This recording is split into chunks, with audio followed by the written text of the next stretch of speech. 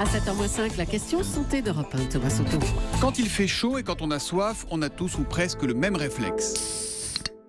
On ouvre un soda. Bonjour docteur Kierzek. Bonjour Thomas. Alors comme vous êtes un peu rabat-joie, vous nous dites ce matin que c'est une très très mauvaise idée. Je ne suis pas le seul à être rabat-joie, ce sont des chercheurs américains de la Société américaine de physiologie qui font le même constat que moi et qui le prouvent dans une étude. Les sodas favoriseraient la déshydratation. Donc ce réflexe pour étancher sa soif et se rafraîchir de décapsuler un soda, eh bien c'est un mauvais réflexe parce que ça déshydrate plutôt que ça n'hydrate. Objection, vous faites une distinction entre les sodas sucrés, en gros entre le Coca et le Coca Light ? Oui, alors les chercheurs avaient mené cette étude sur 3 groupes de souris. Alors là aussi, ce sont des souris et pas des humains, mais c'est exactement la même chose. Et donc chez avant-hier l'être c'était des humain. brebis, aujourd'hui c'est des souris ?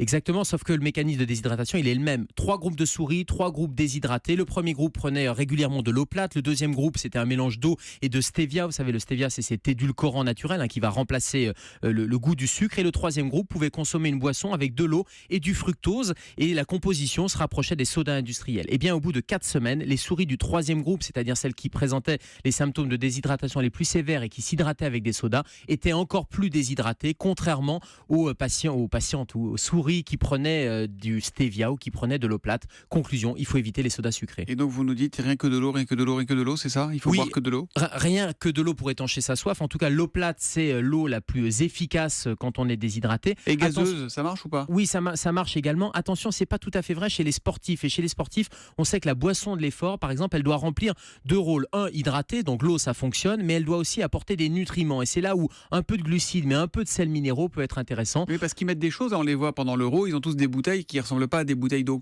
claire. Exactement, et c'est pour améliorer les performances. On sait que 1% de poids d'eau perdu pendant l'effort, c'est 10% de performance en moins. Donc c'est fondamental d'avoir cette boisson de l'effort. Cette boisson de l'effort, elle doit être isotonique, c'est-à-dire qu'elle ne doit pas avoir trop de sucre parce que sinon ça ne passe pas dans le sang et donc ça ne réhydrate pas. Donc on peut composer soi-même cette boisson de l'effort. On prend de l'eau, on prend un peu de sucre et on va mettre une pincée de sel et ça va permettre d'avoir une boisson qui va réhydrater au maximum, mais en tout cas pas de soda. Bon, vous irez préparer les bouteilles d'eau bien préparées comme il faut pour l'équipe de France ce soir. Et la bière, ça a quand même la réputation de désaltérer, la bière, non ? Très mauvais choix là aussi, que ce soit la bière, le vin ou bien tout ce qui est alcool, ça ne favorise pas la réhydratation, bien au contraire, ça va déshydrater. Pourquoi ? Parce que ça entraîne l'ivresse, l'alcool va entraîner un dérèglement hormonal, ça va jouer sur la vasopressine, cette vasopressine qui est synthétisée par le cerveau et qui va malheureusement entraîner encore plus une évacuation d'eau, donc on va aggraver le phénomène et puis surtout l'hydratation est fondamentale pour prévenir la gueule de bois, donc ça ne marche pas sur le coup mais ça ne marche pas le lendemain, il faut de l'eau. Un rappel, la bonne quantité d'eau par jour, c'est combien ? Il n'y a pas de bonne quantité, mais c'est 1,5 litre, 2 litres maximum. Et attention aussi à l'hyperhydratation, mais on en reparlera cet été pour prévenir le risque de canicule. Donc de l'eau, que de l'eau, mais pas trop. Le docteur Kierzek, qui lui ne boit pas que de l'eau, mais il n'est pas sportif, alors il a le droit.